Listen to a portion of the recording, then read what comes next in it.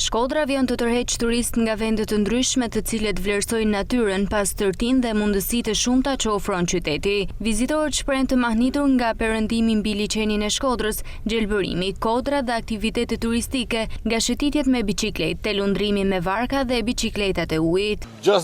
Që në pamjen e parë është thjesht mahnitse, e arzakonshme.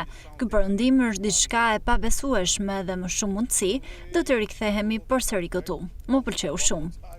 Rruga e kthimit ishte edhe pak si stërvitje, por me biçikletë u ndjeva shumë e sigurt.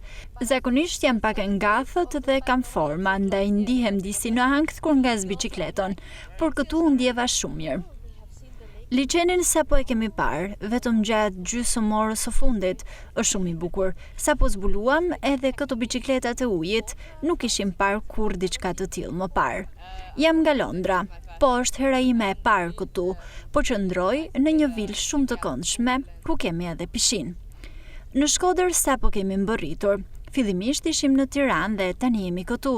Kam vetëm disa orë që kemi ardhur. Tani do të marrim një vark me qira dhe do të bëjmë edhe një notë. Është shumë bukur këtu. Mendoj se më pëlqen më shumë se Tirana. Është shumë e pastër dhe e këndshme. Patjetër që do t'ju rekomandoj edhe të tjerëve. Natyra është e mrekullueshme. Ky kombinim i ujit, kodrave madhështore dhe gjelbërimit kudo është fantastik. Më pëlqen shumë. Edhe gjatë një rruge të zakonshme, duke u kthyer nga mali apo kodra, shesh shumë fruta dhe bim në përkopshte. Nuk kam parë kurrë kaq shumë sheg që rriten thjesht në porobore.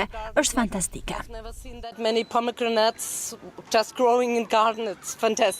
Përshtypjet e turistëve dëshmojnë se Shkodra po forcon gjithnjë më shumë profilin e saj si një destinacion i rëndësishëm turistik, ku ndërthuren natyra, mikpritja dhe përvojat e larmishme.